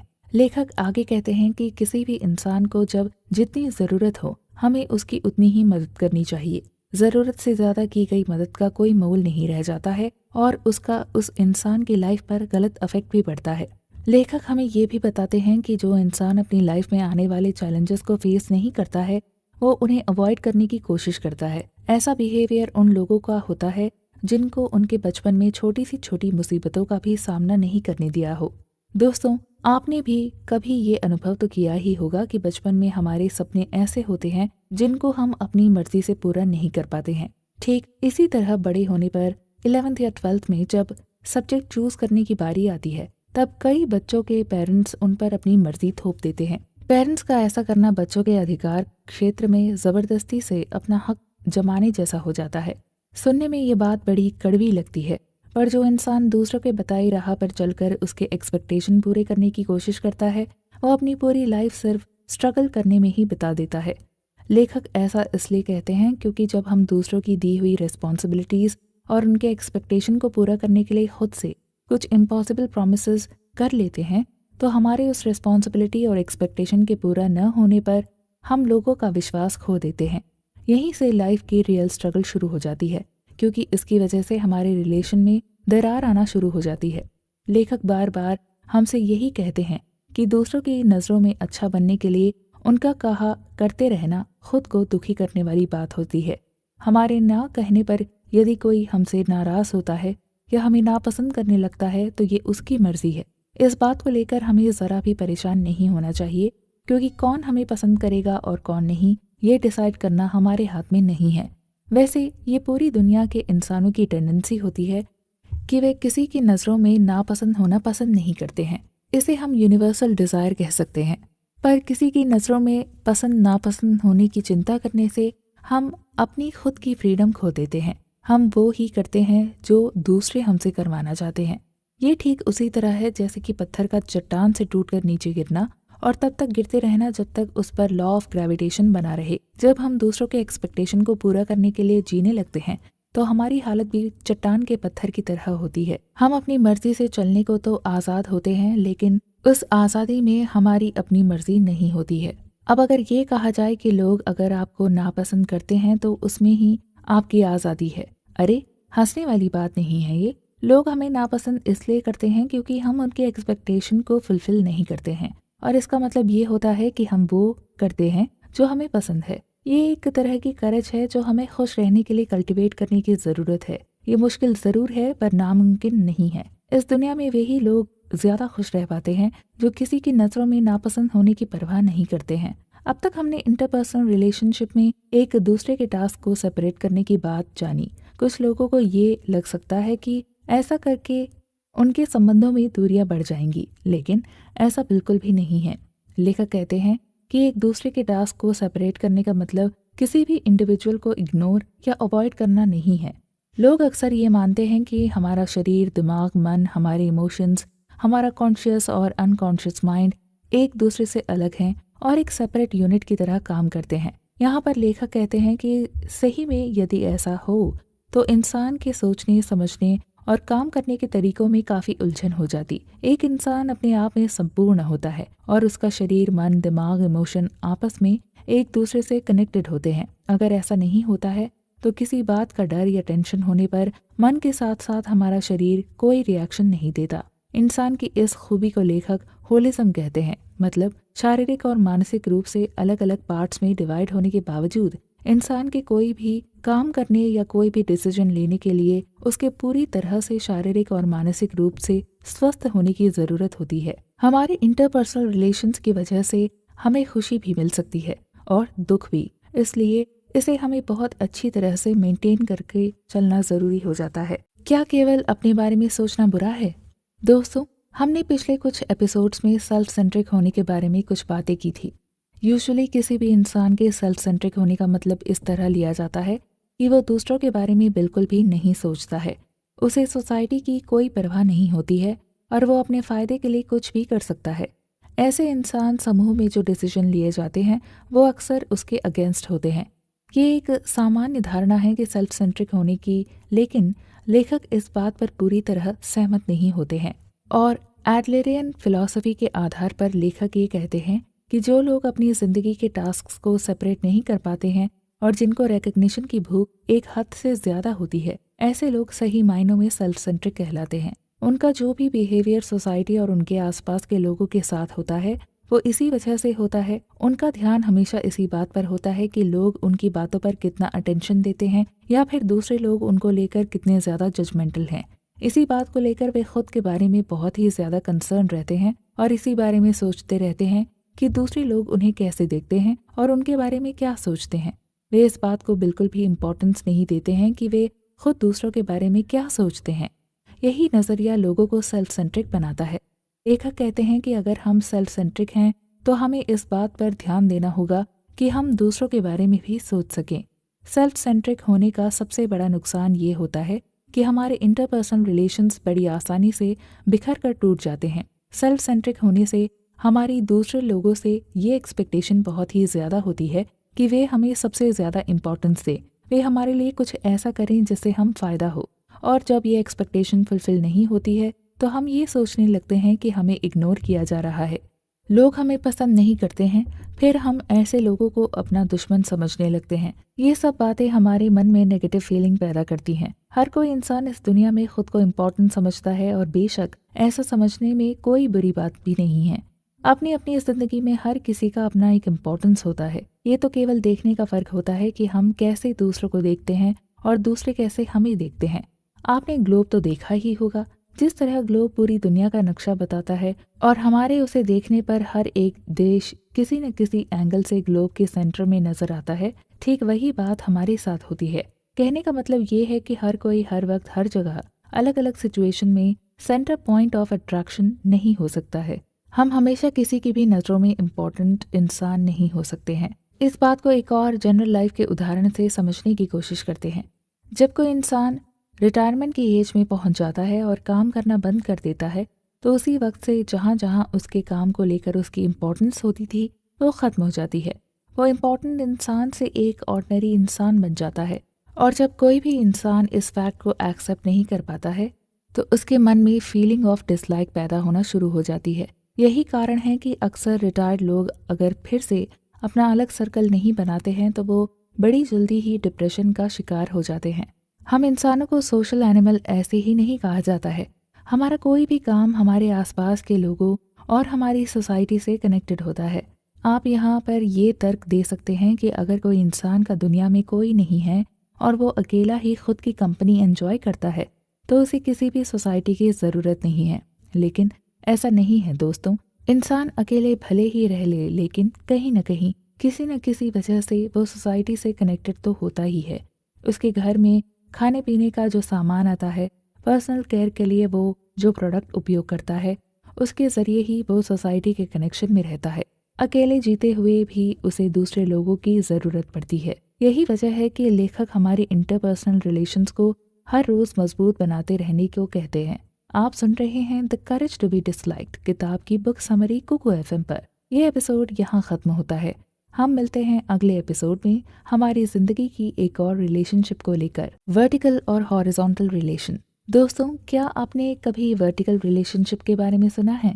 अगर नहीं भी सुना है तो कोई बात नहीं, हम आगे अपने रिलेशन को लेकर इसी बारे में थोड़ी बहुत और बातें करने वाले हैं। सर्कस तो कभी न कभी आपने देखा ही होगा। अगर नहीं देखा है तो इस बारे में थोड़ा बहुत तो जानते ही होंगे कि कैसे किसी जानवर को किसी काम को करने के लिए ट्रेन किया जाता है। उसे ट्रेन करने के लिए ट्रेनर दो तरीके अपना सकता है। एक ये कि वो उसे जोर जबरदस्ती और मार का डर दिखाकर कुछ सिखाए, और दूसरा ये कि उसे प्यार से भला फुसलाकर कुछ सिखाए और उसके एक स्टेप्स सक्सेस पर उसे कुछ अच्छा खाने को दे, ताकि वो ये समझ सके कि ऐसा करने पर मुझे खाना मिलेगा। दोनों तरीके अपनी जगह सही भी हो सकते हैं और गलत भी, लेकिन सही तरीका होने की संभावना दूसरे वाले तरीके में ज्यादा होती है क्योंकि वो पॉजिटिव तरीका होता है। आप सोच रहे होंगे अब जानवरों को ट्रेनिंग देने और वर्टिकल रिलेशन का आपस में क्या संबंध है। संबंध तो ज्यादा कुछ नहीं है, लेकिन इसे समझने के लिए इस उदाहरण का यहाँ होना बहुत जरूरी है। जानवर और इंसानों के बीच किसी भी वजह से जो भी जुड़ाव होता है वो केवल वर्टिकल ही होता है, क्योंकि इंसान हमेशा किसी भी जानवर की तुलना में सुपीरियर होता है। जहाँ बात सुपीरियर और इन्फीरियर होने की आती है वो रिलेशन या वो जुड़ाव वर्टिकल रिलेशनशिप कहलाता है। दुख की बात तो ये है कि हम अपनी लाइफ में कभी न कभी वर्टिकल रिलेशनशिप का सहारा लेते हैं। ऐसा अक्सर पेरेंट चाइल्ड रिलेशनशिप में देखने को मिलता है।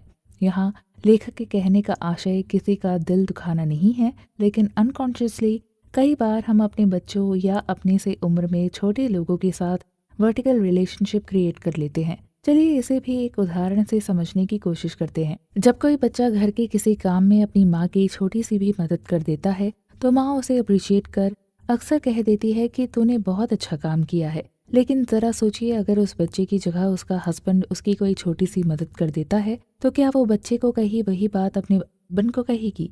ज्यादातर किस्सों में जवाब ना ही होगा, और इसका कारण वर्टिकल रिलेशनशिप है। बच्चा माँ से उम्र में कम होने की वजह से अनुभवी नहीं होता है और माँ अपने अनुभवों के आधार पर बच्चे से सुपीरियर होती है। इसी वजह से वो उसे बड़ी आसानी से अप्रिशिएट कर सकती है। हस्बैंड वाले केस में वो उसे थैंक यू या आई लव यू के अलावा कुछ नहीं कहेगी। बात बड़ी कड़वी है लेकिन सच्ची है। किसी को भी किसी भी काम के लिए अप्रिशिएट करना एक जजमेंटल प्रोसेस होता है, जिसमें किसी भी इंसान को उसकी एबिलिटी के आधार पर उसे जज किया जाता है। दूसरे और बड़े आसान शब्दों में कहें तो ये अपने से कम एबिलिटी रखने वाले किसी इंसान को मैनिपुलेट करने का सबसे आसान तरीका है। एक और उदाहरण देखते हैं।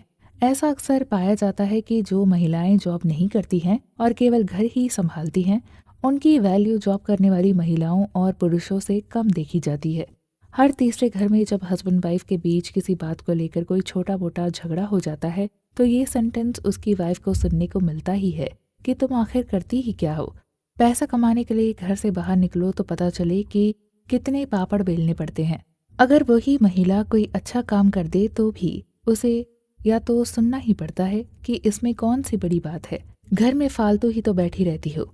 हस्बैंड और वाइफ के रिलेशन में ऐसे संवाद इसलिए जन्म लेते हैं क्योंकि उनका रिलेशन कहीं न कहीं वर्टिकल रिलेशन की तरफ जा रहा होता है। अब ये जानकर यहाँ सवाल ये खड़ा हो सकता है कि क्या किसी अच्छे काम के लिए किसी को अप्रिशिएट नहीं किया जाना चाहिए? जवाब है बिल्कुल किया जाना चाहिए, लेकिन वहाँ सब बराबर है लेकिन एक से नहीं है वाला फॉर्मूला यूज करना जरूरी है। इस फॉर्मूला को दूसरे शब्दों में हॉरिजॉन्टल रिलेशनशिप कह सकते हैं। हॉरिजॉन्टल रिलेशनशिप में कोई सुपीरियर नहीं होता है और कोई भी इंफीरियर नहीं होता है। सब बराबर होते हैं लेकिन एक से नहीं होते हैं।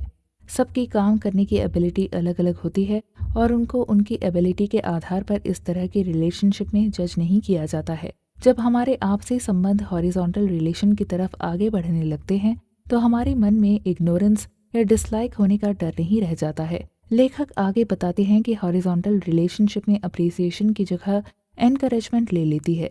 यहाँ हर किसी के अपने अपने टास्क्स के सेपरेशन का बड़ा महत्व होता है। यदि कोई किसी काम को नहीं कर पा रहा है तो इसका मतलब हमेशा ये नहीं होता है कि उस काम को करने की उसकी एबिलिटी नहीं है। कई बार एबिलिटी होने पर करेज यानी साहस का अभाव होने पर भी कोई इंसान किसी काम को नहीं कर पाता है। उसे थोड़ा सा एनकरेजमेंट मिल जाने पर वो उस काम को बड़ी आसानी से कर सकता है। हॉरिजॉन्टल रिलेशन का यही फायदा होता है क्योंकि यहाँ किसी से किसी भी तरह के अप्रिसिएशन की उम्मीद नहीं होती है। इस तरह की कोई भी उम्मीद होने का मतलब सिर्फ यही होता है कि हम दूसरों के मापदंड के आधार पर अपनी जिंदगी जीना चाहते हैं। दोस्तों, अप्रिसिएशन और ग्रैटिट्यूड हमारी जिंदगी के दो ऐसे इम्पोर्टेंट शब्द हैं जिसके आधार पर हम ये बड़ी आसानी से जान सकते हैं कि हमारा किसी के साथ वर्टिकल रिलेशन है या हॉरिजॉन्टल। जब कोई किसी काम के लिए हमें अप्रिशिएट करता है तो हमारे लिए उस अप्रिसिएशन को एक्सेप्ट कर लेने के अलावा कोई और रास्ता नहीं रहता है और इस तरह से हम किसी की नज़रों में जजमेंटल हो जाते हैं। दूसरी तरफ कोई जब हमें किसी काम के लिए थैंक यू कहता है तो ये साइन ऑफ ग्रैटिट्यूड होता है। दूसरे शब्दों में हमारा किसी के लिए किसी काम में कंट्रीब्यूशन करने का एहसास दिलाने वाली फीलिंग होती है। ग्रैटिट्यूड वाली फीलिंग से हमारा इम्पोर्टेंस झलकता है। इससे हमें हमारी वैल्यू का पता चलता है। किसी की नज़रों में अच्छा होने की फीलिंग होना और किसी के लिए उपयोगी होना, दोनों तरह की फीलिंग में बहुत बड़ा अंतर होता है। ये अंतर ही हमें जजमेंटल होने से बचाता है। आपने लेखक की कही बात अब तक ध्यान से सुनी होगी तो मेरी तरह आपके मन में भी ये सवाल पैदा हो रहा होगा कि यदि हॉरिजॉन्टल रिलेशंस में एक दूसरे के लिए यूजफुल होकर अपनी वैल्यू को बढ़ाना है तो उन लोगों का क्या जो उम्र में उस दौर से गुजर रहे होते हैं जहां वे किसी के लिए यूजफुल न होकर केवल उन पर ही डिपेंडेंट रहते हैं। उदाहरण के लिए घर में बीमारी की हालत में बेड रेस्ट पर पड़े हुए हमारे पेरेंट्स या ग्रैंड पेरेंट्स। यहाँ लेखक इन सवालों के जवाब देते हुए कहते हैं कि किसी भी चीज़ की वैल्यू तब तक ही होती है जब तक वो हमारे यूज़ में होती है। टीवी, एसी या फ्रिज अगर बिगड़ जाता है तो या तो हम उसे रिपेयर करवा लेते हैं या नया खरीद लाते हैं।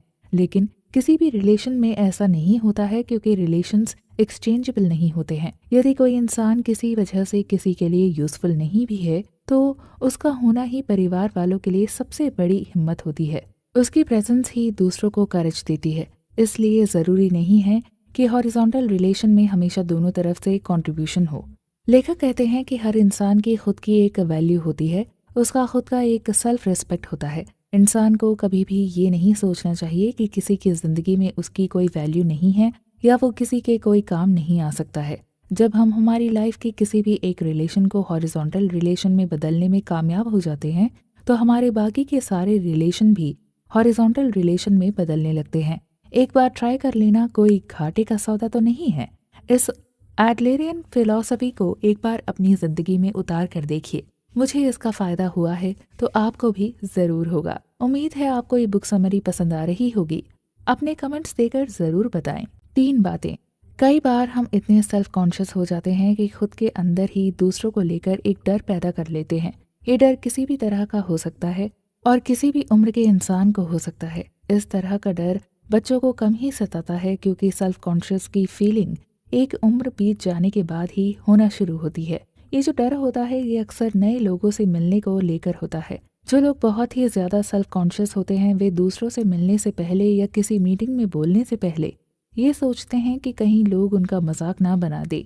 कई लोग अपनी जिंदगी में केवल इसी एक वजह से इग्नोरेंस का शिकार होते हैं और ये महसूस करने लगते हैं कि लोग उन्हें नापसंद करते हैं, जबकि हकीकत में ऐसा नहीं होता है।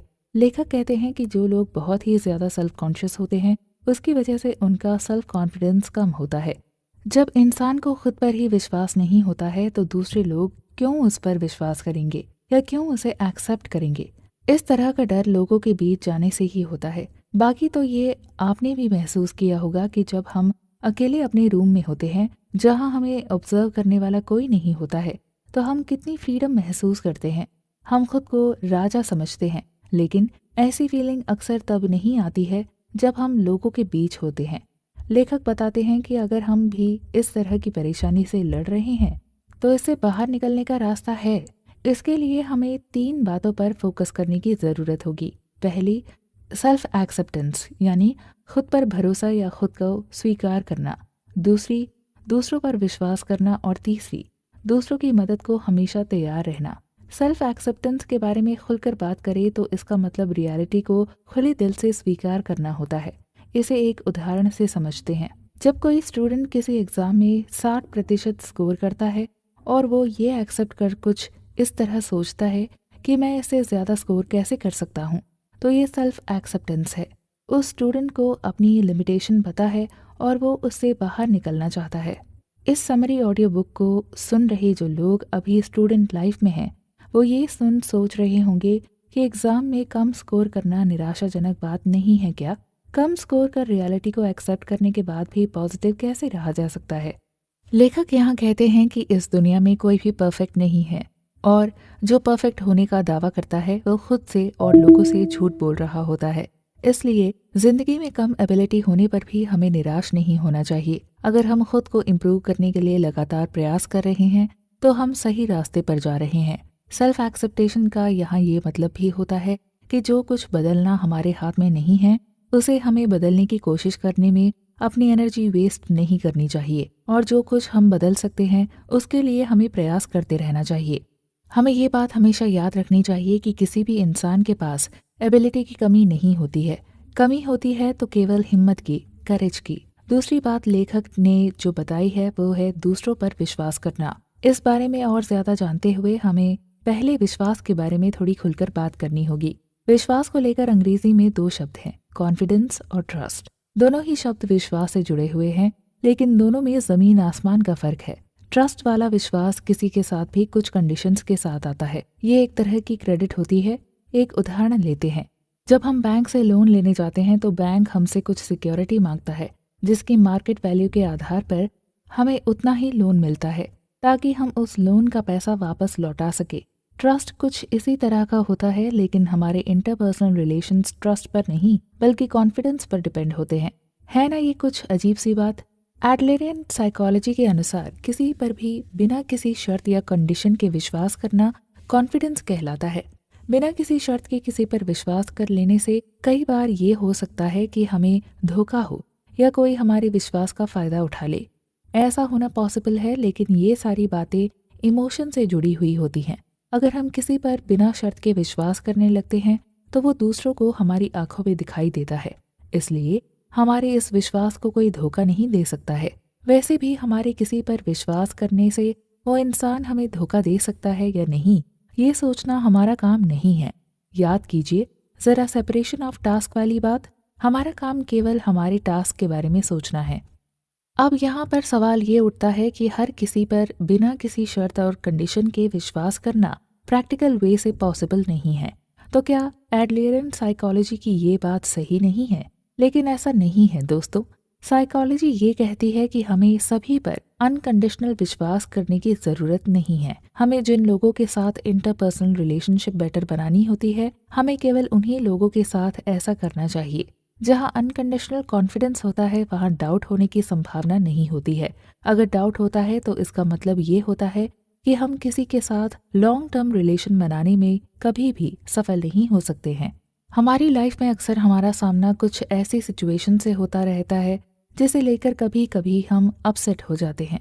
सेल्फ एक्सेप्टेंस होने के बावजूद हम खुद ऐसी सिचुएशन में दुखी हो जाते हैं। लेखक ऐसी सिचुएशन से निपटने का तरीका बताते हुए कहते हैं कि हमें ऐसी सिचुएशन में शांत रहने की कोशिश करना चाहिए। ऐसा करना दूसरों के लिए सैक्रिफाइस करना हो सकता है, पर हम ऐसा कर खुद दुखी होने से बच सकते हैं।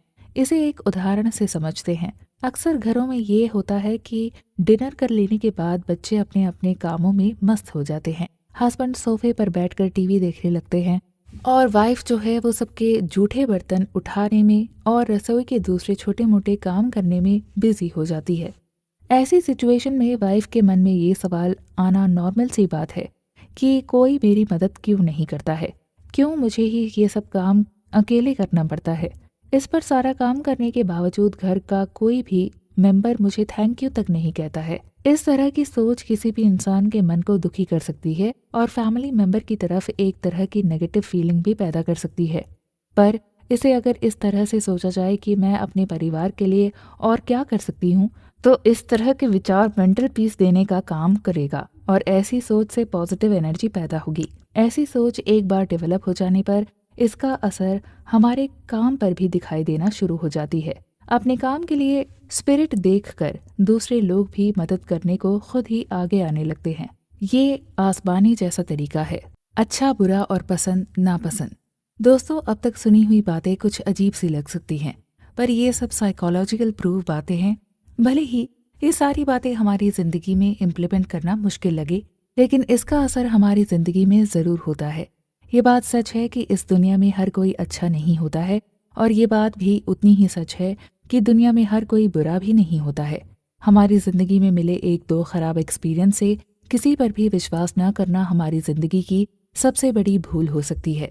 लेखक कहते हैं कि मान लीजिए 10 लोगों के ग्रुप में से एक इंसान आपको पसंद नहीं करता है और आपको क्रिटिसाइज करता है, तो आप भी उसे पसंद नहीं करेंगे। अगर उस ग्रुप में से 2 लोग आपको पसंद करते हैं और आपको फॉलो करते हैं, तो हो सकता है कि आपकी उन दोनों के साथ दोस्ती हो सकती है। उस ग्रुप में से बाकी के 7 लोगों ने ना तो आपको पसंद करते हैं और ना ही आपको नापसंद करते हैं। तो अब आप बताइए कि उनमें से आप किन लोगों पर अपना अटेंशन देंगे? वो जो आपको नापसंद करता है उस पर, या वो जो आपको पसंद करते हैं, या फिर वे जो न तो आपको पसंद करते हैं और ना ही नापसंद? हमारे इन्हीं जवाब के आधार पर ये डिसाइड होता है कि हम अपनी जिंदगी को किस तरह से देखते हैं। कहने का मतलब ये है कि जो इंसान केवल खराब इंसान या खराब इंसिडेंट पर फोकस करते हैं, उनकी जिंदगी में दूसरों के लिए कोई हार्मनी नहीं होती है। मतलब वे दूसरे लोगों के साथ बिल्कुल भी एडजस्टमेंट नहीं कर सकते हैं। लेखक यहाँ हमारे इंटरपर्सनल रिलेशन को लेकर एक और इम्पोर्टेंट बात करते हैं। वे कहते हैं कि दुनिया में कुछ इंसान ऐसे भी होते हैं जो अपने काम के लिए बाकी सारी बातों को इग्नोर करते हैं, यहाँ तक कि वे अपने रिलेशन को भी इग्नोर करने से पीछे नहीं हटते हैं। ऐसे लोग ज्यादातर वो लोग होते हैं जो वर्कaholic होते हैं। किसी की जिंदगी में कोई भी काम किसी भी रिश्ते से बढ़कर ज्यादा इम्पोर्टेंट नहीं होता है, पर जब कोई अपने काम को ज्यादा इम्पोर्टेंस देने लगता है तो इस बात की पूरी संभावना बनी रहती है कि जिंदगी में उस इंसान को बार बार इग्नोरेंस और नापसंद होने का सामना करना पड़ सकता है।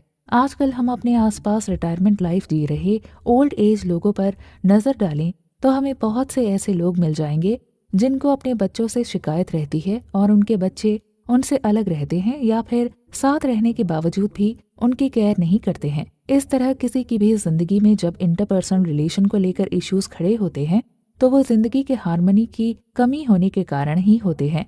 किसी के साथ ये सब होने का एक कारण उस इंसान का वर्कaholic होना भी हो सकता है।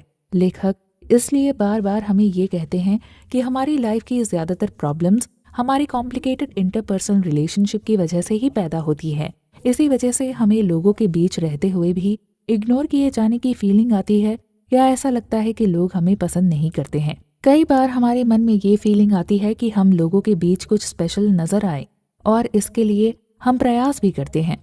लेकिन जैसे कि लेखक ने पहले ही बताया है कि कोई भी इंसान हर समय सेंटर पॉइंट ऑफ अट्रैक्शन नहीं हो सकता है, तो जब हमारे ये एक्सपेक्टेशन पूरे नहीं होते हैं तो हमें दुख होता है और हम खुद में ही कमियां खोजने लग जाते हैं, खुद को ही क्रिटिसाइज करने लग जाते हैं। इसलिए लेखक की सलाह तो ये ही है, एक खुशनुमा और जॉयफुल लाइफ जीने के लिए स्पेशल बनने की नहीं, बल्कि एक सामान्य इंसान बने रहने की ज्यादा जरूरत है। बहुत से लोग कुछ अचीव कर लेने के बाद बहुत बदल जाते हैं, उनमें घमंड आ जाता है। लेकिन इससे क्या होता है? क्या लोग उनकी पूजा करने लगते हैं? बिल्कुल भी नहीं। वे उल्टा उनसे दूर होते जाते हैं और धीरे धीरे ऐसे लोग अकेले पड़ जाते हैं। बुरे वक्त में भी कोई उनका साथ नहीं देता है। पैसा, पावर और शोहरत कभी भी इमोशनल सपोर्ट नहीं दे सकते हैं। इमोशनल सपोर्ट पाने के लिए हमें अपने इंटरपर्सनल रिलेशंस अच्छे बनाकर रखना बहुत ज़रूरी है। इसका मतलब ये नहीं है कि पैसा और पावर बुरी चीज़ है। लेखक का कहने का मतलब यहाँ सिर्फ इतना ही है कि पैसा और पावर पा लेने के बाद भी हमें सामान्य इंसान की तरह बने रहना चाहिए। राजा होकर भी ऋषि जैसी सोच रखने में ही जिंदगी की असली खुशी का राज समाया हुआ है। दोस्तों, हमारी जिंदगी छोटे छोटे पलों से बनी हुई है। ये पल वक्त बीतने के साथ साथ पल पल गुजरते रहते हैं। अगर आपकी लाइफ में कोई प्रॉब्लम है तो निराश मत होइए, क्योंकि ये पल भी बीत जाएंगे और फ्यूचर में सब अच्छा ही होगा। जिंदगी में कुछ खो देने से सारी जिंदगी ही बर्बाद नहीं हो जाती है। जिंदगी के कुछ पल भले ही बर्बाद हो सकते हैं, सारी जिंदगी नहीं। थोड़ा समय गुजर जाने दीजिए और आप देखेंगे कि नए पल नई खुशखबरी लेकर आएंगे। कभी भी सर्दी का मौसम नहीं बना रहता, बल्कि गर्मी और बसंत भी आते हैं। इसलिए हमें हर मौसम में खुश रहना सीख जाना चाहिए। तभी हम किसी की नज़रों में नापसंद होने की परवाह किए बिना सुखी जीवन जी सकते हैं। आप सुन रहे हैं the courage to be disliked की बुक समरी, जिसे लिखा है आशीष दलाल ने और आवाज़ दी है आपकी दोस्त रेणुका ने। इस बुक की कुछ और जानदार और जीवन को देखने का परसेप्शन बदल देने वाली कुछ और बातों को जानने के लिए बने रहें कुकू एफएम के साथ। कुछ और काम की बातें। The courage to be disliked किताब की इस बुक समरी में आपने अब तक हमारी जिंदगी के इंटरपर्सनल रिलेशंस को लेकर बहुत सी ऐसी बातें सुनी जिसे अपनी जिंदगी में इम्प्लीमेंट कर हम पसंद और नापसंद के जाल से फ्री हो सकते हैं और नापसंद होने की सिचुएशन को भी पूरी हिम्मत के साथ एक्सेप्ट कर सकते हैं। लेखक की कही कुछ बातों को आगे बहुत ही आसान शब्दों में समरीज करने की कोशिश की गई है। उम्मीद है ये एपिसोड आपके लिए बहुत काम का साबित होगा। लेखक कहते हैं कि बहुत सी प्रॉब्लम की रूट हमारे बचपन से रिलेटेड होती है। वे हमें अपने चाइल्डहुड ट्रॉमा से फ्रीडम पाने की कोशिश करने की सलाह देते हुए कहते हैं कि हमें अपने सबकॉन्शियस माइंड को पॉजिटिव अफर्मेशन देना चाहिए, जैसे कि हमारा पास्ट हमारे फ्यूचर को डिसाइड नहीं करता। कल जो मेरे साथ होना था हो गया, लेकिन कल जो होना है वो मेरी ली जाने वाली एक्शन पर डिपेंड करेगा। मैं जैसा भी हूँ बहुत अच्छा हूँ। हर इंसान गलती करता है और गलती से ही सीखता है। लाइफ में परफेक्ट तो कोई भी नहीं होता। इस तरह हर दिन खुद को पॉजिटिव अफर्मेशन देते रहने से हमारा सबकॉन्शियस माइंड बचपन के खराब एक्सपीरियंस की जगह नई थॉट प्रोसेस बना लेगा, जो हमारी पर्सनालिटी को ऑप्टिमिस्टिक बनाने में बहुत मदद करेगा। बहुत से लोग अपनी जिंदगी में कभी न कभी इंफीरियर कॉम्प्लेक्स का शिकार होते हैं और खुद को हेट करने लगते हैं। ऐसा दो कारणों से होता है, या तो हम खुद को बहुत ज्यादा क्रिटिसाइज करते हैं या दूसरे हमें क्रिटिसाइज करते हैं। लेखक हमें यहाँ सलाह देते हैं कि हमें इन दोनों ही बातों को बदल देना चाहिए। दूसरों के टास्क पर कंट्रोल हम नहीं कर सकते हैं, तो जब हम कोई क्रिटिसाइज करते हैं तो हमें यहाँ लेखक का बताया हुआ टास्क सेपरेशन वाला रूल याद रखना चाहिए। अगर हम कोई काम नहीं कर पा रहे हैं तो इसके लिए खुद को क्रिटिसाइज न कर हम सबसे पहले तो छोटे छोटे ऐसे गोल बनाने चाहिए जिसे हम समय रहते पूरा कर सकें। इसी तरह आगे दूसरे लोग हमें क्रिटिसाइज करते हैं तो सबसे पहले हमें ये पता करना चाहिए कि क्या हमने कोई गलती की है। अगर सच में हमसे गलती हुई है तो अपोलोजाइज कर उस गलती को समय रहते सुधार लेना चाहिए। इसी तरह अगर कोई काम हमें अच्छी तरह से नहीं आता है तो उसे हमें सीख लेना चाहिए। इस तरह दूसरे हमें क्रिटिसाइज करना छोड़ देंगे, लेकिन फिर भी अगर कोई बिना कारण हमें क्रिटिसाइज करता है तो उसे इग्नोर कर देने में हमारी भलाई है। आजकल कंपटीशन का ज़माना है, हर कोई खुद को दूसरों से आगे देखना चाहता है। इसका नतीजा ये होता है कि बहुत से लोग स्ट्रेस में जीने लगते हैं। उन्हें दूसरों की तरक्की से ईर्ष्या भी होने लगती है। लेकिन ये माइंडसेट किसी भी इंसान को बीमार कर देता है और उसकी खुशी भी छीन लेता है। स्ट्रेस होने से हमारी बॉडी में एड्रेनलिन और कॉर्टिसोल जैसे हार्मोन निकलने लगते हैं। इनकी वजह से हमारा ब्लड प्रेशर बढ़ जाता है।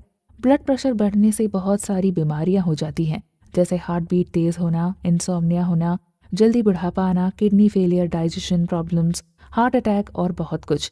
अगर कंपटीशन की भावना से हमें ये सब मिल रहा है तो फिर ऐसी कंपटीशन किस काम की। इसलिए आज ही हमें अपनी सोच बदल लेनी चाहिए। ऐसा करना एक दिन का काम नहीं होता है। इसके लिए हमें अपने अंदर ग्रेटिट्यूड की भावना डेवलप करनी होती है। ये भावना भगवान को थैंक्स कहने से आती है। उसे हमारा थैंक्स कहना तो बनता ही है, क्योंकि उसी ने हमें इतना कुछ दिया है। हमारे सिर पर छत है, खाने को भोजन है, करने को जॉब है, तो रोज रात को सोने से पहले और सुबह उठकर हमें ईश्वर का धन्यवाद जरूर करना चाहिए। ऐसा करने से हमारा दिल खुशी से भर जाएगा, क्योंकि हमारे मन को ये लगेगा कि हमारे पास सब कुछ है। इसके साथ ही हमें सिर्फ अपना काम करते रहना है। दूसरों से कंपटीशन की भावना को हमें मन से निकाल देना चाहिए, तभी हम खुश रह सकेंगे। हमारी बहुत सी प्रॉब्लम्स हमारी गलत सोच का नतीजा होती हैं। देखा जाए तो वास्तव में वे प्रॉब्लम्स होती ही नहीं हैं। जैसे कुछ लोग सोचते हैं काश उनकी हाइट और ज़्यादा होती तो बहुत अच्छा होता, शायद उन्हें अच्छा पार्टनर मिलता, लेकिन इसमें कोई सच्चाई नहीं है। अच्छा बुरा आदमी एटीट्यूड से होता है, ना कि अपने शारीरिक दिखावे से। ऐसे ही कुछ लोग सोचते हैं कि अगर उन्हें ज़्यादा सैलरी मिलती तो शायद उनकी लाइफ में और ज़्यादा खुशी होती, मगर इस बात में भी कोई सच्चाई नहीं है। हम ऐसा सोचकर हमारे पास जो है उसे एंजॉय नहीं कर पाते हैं। इसलिए लेखक हमें इस तरह की सोच से दूर रहने की सलाह देते हैं। इसी तरह बहुत से लोग सोचते हैं कि अगर वे अपनी गलती मान लेंगे तो शायद उन्हें लोग स्टूपिड समझेंगे। इसलिए वे कई बार अपनी गलती नहीं मानते हैं और झूठ भी बोल देते हैं। लेकिन ऐसा करने से बात बनने की बजाय बिगड़ जाती है और दूसरे लोग मन ही मन हमारे बारे में गलत सोच बना लेते हैं। इसलिए हमारे इंटरपर्सनल रिलेशंस को मेंटेन रखने के लिए अच्छा यही है कि हम गलती होने पर अपनी गलती मान लें और इसे ईगो का इशू न बनाएं। अक्सर गलती होने पर उसे एक्सेप्ट कर लेने से दूसरे लोग हमारी मदद को आगे ज़रूर आएंगे। वैसे अगर कोई गलती के लिए कोई हमें क्रिटिसाइज करता भी है तो हमें इसके लिए तैयार रहना चाहिए। हम में हमारी निंदा सुनने की हिम्मत होनी चाहिए। लेखक आगे बताते हैं कि हमें अपने बिहेवियर में 2 बातें शामिल करनी चाहिए। 1, मुझ में हर काम करने की हिम्मत है। 2, सब लोग मेरे दोस्त की तरह हैं। जब हम इस तरह की सोच अपने अंदर डेवलप कर सकें तो हमें लाइफ बहुत ही आसान लगने लगेगी। पहली सोच के कारण हम अपने गोल को अचीव करने लगेंगे और दूसरों पर डिपेंड नहीं रहना पड़ेगा। हमारे अंदर अपने फैसले लेने की हिम्मत डेवलप हो जाने से दूसरे लोग हमें स्ट्रांग मानने लगेंगे। इसी तरह जब अपना दोस्त मानेंगे तो हमारे अंदर एक पॉजिटिव एटीट्यूड डेवलप होगा जो हमारी ग्रोथ और प्रोग्रेस के लिए बहुत ज़रूरी है। आपने बहुत बार दूसरों को बोलते सुना होगा कि कभी किसी पर भरोसा मत करना, सब सेल्फिश होते हैं। लेकिन ऐसे स्टेटमेंट से नेगेटिविटी फैलती है। जब हम किसी पर ट्रस्ट ही नहीं करेंगे तो अपना गोल कैसे अचीव कर पाएंगे। जिंदगी में धोखा हर किसी को होता है, लेकिन उनसे मिले खराब अनुभवों से हम सारी सोसाइटी को जज नहीं कर सकते। इसलिए हमारे अंदर पॉजिटिव एटीट्यूड का होना बहुत ज़रूरी है। तभी हमारा माइंड कुछ करने के लिए मोटिवेट होता रहेगा और तभी बड़े गोल्स हासिल करने में हम कामयाब हो पाएंगे। अपनी ज़िंदगी में हर कोई चाहता है कि वो लाइमलाइट में बना रहे, सब उसकी तारीफ करें, सब उसके बारे में अच्छी अच्छी बातें करें। लेखक कहते हैं कि हमारी ये डिज़ायर हमारे सारे दुखों का कारण होती है। हमारा ये एक्सपेक्टेशन हमें दूसरों पर डिपेंड होने के लिए मजबूर कर देता है। इसलिए लेखक कहते हैं कि अगर कोई हमारी काम की तारीफ नहीं भी करता है तो हमें नेगेटिव फीलिंग नहीं लानी चाहिए। हमें जब निराशा घेर ले तो हमें नेचर से सीख लेना चाहिए। फूल, पक्षी, बादल, भंवरे सब अपनी दुनिया में मस्त होते हैं। अगर ये किसी दूर जंगल में होंगे तो कोई न कोई उन्हें देखेगा, न ही उनकी तारीफ करेगा, लेकिन उन्हें इस सब से कोई फर्क नहीं पड़ता है। ये सब लगातार अपना काम करते रहते हैं और मन ही मन खुश रहते हैं। इसी तरह हमें भी हमेशा खुश रहना चाहिए। हमें अपनी खुशी को दूसरों की मर्जी का गुलाम कभी नहीं बनने देना चाहिए। हमें डेली कुछ न कुछ ऐसा करते रहना चाहिए जो हमें खुशी दे। ये कुछ बच्चों के साथ खेलना हो सकता है, किसी दोस्त के साथ चाय पीना हो सकता है, अपनी पसंद का म्यूजिक सुनना हो सकता है, गाना गाने से लेकर डांस करने तक बहुत कुछ हो सकता है। कहने का मतलब ये है कि अपनी खुशी का रिमोट कंट्रोल हमें अपने हाथ में ही रखना चाहिए। ये एपिसोड यहीं पर ख़त्म होता है। उम्मीद है आपको ये बुक समरी पसंद आई होगी।